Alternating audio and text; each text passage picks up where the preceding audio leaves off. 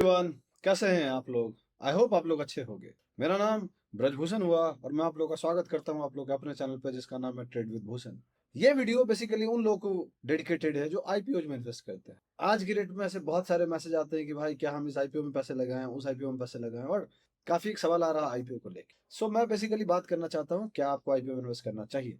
इस टॉपिक पे ये वीडियो है। अगर आप चाहते हो कि इसका आंसर आप जानना चाहिए तो आपको ये वीडियो देखना चाहिए। सो आईपीओ को बेसिकली हम क्या कहते हैं। आईपीओ का बेसिकली फुल फॉर्म होता है इनिशियल पब्लिक ऑफरिंग। होता क्या है, होता यही है कि जो भी कंपनी अच्छी है या जो भी कंपनी मार्केट के हिसाब से चल रही है, उसको अगर मार्केट में आना है तो उसको लिस्ट होने के लिए आईपीओ को थ्रू आना पड़ेगा। इंडियन मार्केट में, इक्विटी मार्केट में, क्रिप्टो में कभी आईसीओ हुआ करता था, इनिशियल कॉइन ऑफरिंग।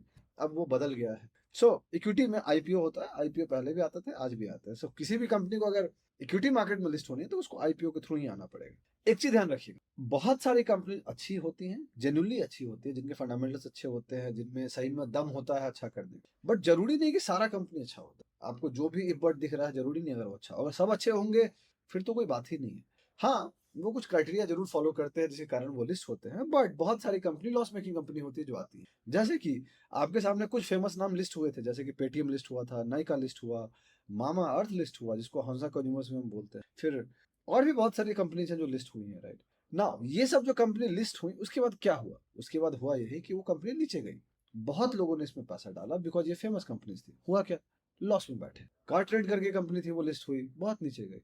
ऐसे बहुत सारी कंपनी जो लिस्ट होने के बाद बहुत नीचे जाती है। बहुत सारी ऐसी भी कंपनी जैसे कि टाटा टेक लिस्ट हुआ, IREDA लिस्ट हुआ, तो ये सब कंटिन्यू ऊपर गए। आपको ध्यान समझना है, ये चीज जानना है कि सारी कंपनी लिस्ट होने के बाद ऊपर नहीं जाती। बहुत लोगों को ये गलत फहमी है कि वो जैसे भी आईपीओ में पैसा डाल देंगे और वो आईपीओ ऊपर लिस्ट हो जाएगा और उनको लिस्टिंग मिल जाएगा, गेंस मिल जाएगा और वो निकल जाएंगे। दोस्त, ऐसा हमेशा नहीं होता है। SBI कार्ड्स का जब आईपीओ आया था, इट्स अ गुड कंपनी, ऐसा लोगों को लगता था, फेमस नाम है, लोगों को लगा कि वो डालेंगे और पैसा निकल जाएगा। 1 साल हो गए हैं, लोगों का पैसा अभी तक रिकवर नहीं हुआ, राइट, अभी तक पैसा फंसा है। ऐसे बहुत सारी कंपनी है। Same goes for Nykaa, same goes for Zomato, same goes for Paytm, बहुत सारी कंपनीज है। तो मैं कहना यही चाहता हूँ, आपको कौन सा तरह के आईपीओ में पैसा डालना चाहिए। देखिए, मेरा यही मानना है कि अगर आप नए हैं, आपको कुछ भी नहीं पता, तो आईपीओ थोड़ा अवॉइड कीजिए। बट अगर आप थोड़े से एक्सपीरियंस है, पढ़िए, जानिए, समझिए कि किस कंपनी में पैसा लगा।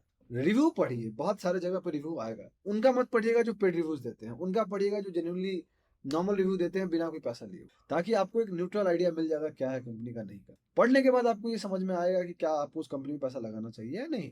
फिर दूसरा चीज जो आपको ध्यान रखने की जरूरत है, जो बहुत इंपॉर्टेंट है, वो मार्केट कंडीशन कैसा है। अगर मार्केट अच्छा है, जो कि अभी पिछले कुछ महीने में चल रहा था, पिछले 2-3 महीने में, तो दोस्त वहां पे क्या होता है ना कि कैसी भी कंपनी हो, चांसेस है वेरी है कि 100 में से 90 स्टॉक को ओपनिंग ठीक मिल जाता है। इसीलिए वैसे कंपनी जिनके प्रमोटर्स बहुत अच्छे नहीं है या कंपनी बहुत अच्छा नहीं कर रही है, वो भी कोशिश करती है कि एक अच्छे मार्केट सेंटीमेंट में अपने कंपनी को लिस्ट करवा दे। उसका फायदा क्या होता है, उसका फायदा ये होता है कि मार्केट ऊपर लिस्ट हो जाता है और उनको पैसा मिलने लग जाता है। सो उनका ये फायदा होता है। बट अगर मार्केट कंडीशन बुरी है, अगर मार्केट कंडीशन थोड़ा डिफिकल्ट है, प्लीज प्लीज प्लीज कोशिश कीजिए, अवॉइड कीजिए आईपीओ में पैसा डालने का।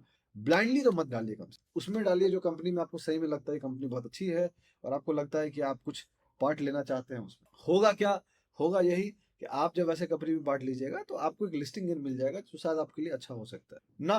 मार्केट कंडीशन कैसे पता करें, बहुत सिंपल है, सेंटीमेंट से एक आइडिया लग जाता है। अगर आप देख रहे हो अपने आसपास के लोगों को जो सब रो रहे हैं कि भाई मार्केट खराब है, मार्केट बर्बाद कर दिया है, पैसा नहीं बन रहा है, दैट इज द टाइम जहां पे आपको ये समझने की जरूरत है कि मार्केट थोड़ा सा डिफिकल्ट चल रहा है। बट अगर आपको हर कोई बता रहा है, हर दूसरा बच्चा बता रहा है कि वो पैसा बना रहा है और वो हीरो है सोशल मीडिया में, इसका मतलब है कि मार्केट थोड़ा ज्यादा ही आसान हो गया है और वहां पे कैसे भी कंपनी को एक लिस्टिंग गेन मिल जाएगा।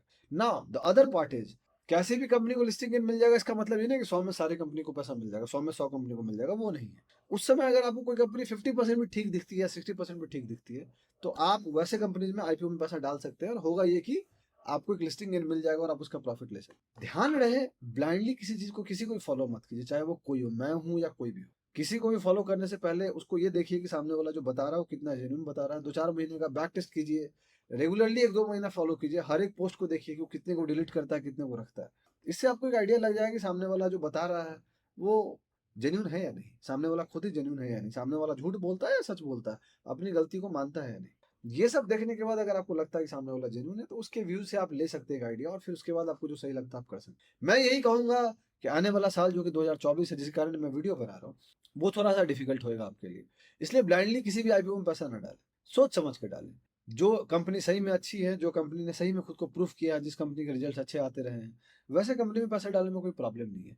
फॉर मी, मैं आईपीओ में पैसा नहीं डालता हूँ नॉर्मली, बिकॉज चांसेस बहुत बार मिलता नहीं है और मुझे वो एक तरह का टाइम वेस्ट ही लगता है। ये मेरा ओपिनियन है, I can be wrong, right.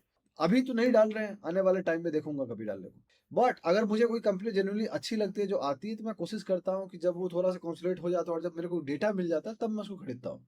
तो मैं लिस्ट होने के बाद खरीदता हूँ उसको, ताकि मैं अपने हिसाब से उसको पोजीशन बना पाऊँ और अपने हिसाब से बैठ पाऊँ, ताकि वो मेरे कंट्रोल में रहे कि क्या है नहीं। मैं जब निकलना चाहूंगा मैं निकल जाऊंगा। लिस्टिंग प्राइस पे अगर मान लीजिए वो नीचे लिस्ट हो गया, तो मेरा कोई कंट्रोल नहीं है वहां पे, राइट। तो मैं वो नहीं करता। ये भी हो सकता है ऊपर जाए, बट दूसरा पार्ट भी तो है कि नीचे आएगा। तो ये चीज इसलिए 2024 थोड़ा सा डिफिकल्ट होएगा, ऐसा मुझे अभी लगता है। फरवरी जनवरी महीना डिफिकल्ट होना था। जी, अगर आप मेरा जनवरी का पहला वीडियो देखेगा मार्केट अपडेट का, तभी मैं बोला था कि मुझे ऐसा लगता है कि जनवरी मार्केट थोड़ा सा डिफिकल्ट हो सकता है, और एग्जैक्टली वही हो रहा है। जब ये वीडियो आपको मिलेगा, 7 जनवरी का एंडिंग होएगा, या 27 या 26 को ही मिल जाए आपको, रिपब्लिक डे के दिन, तो आपको ये समझ में आना चाहिए कि जनवरी महीने के बारे में बात कर रहे हैं, बिकॉज 26 छुट्टी है, 27 छुट्टी है, 28 छुट्टी है। तो मोस्ट ऑफ द जनवरी खत्म हो गया। उसके बाद 2 दिन और बचेगा, 29, 30, 31, 3 दिन और बचेगा, और फिर फरवरी भी इसी वीक में। तो अगले वीक बजट आएगा, तो उस दिन मार्केट थोड़ा वोलेटाइल ज्यादा रहेगा, तो आप उसका ध्यान रखें। आई होप ये वीडियो आपको पसंद आया होगा। अगर पसंद आया तो आप लाइक कीजिए, सब्सक्राइब कीजिए हमारे चैनल को, अपने दोस्तों के साथ शेयर कीजिए, उनको बोलिए सपोर्ट करने के लिए। बहुत जल्दी मैं आपसे अगली वीडियो में मुलाकात करूंगा, तब तक के लिए अपना ध्यान रखें। चीयर्स।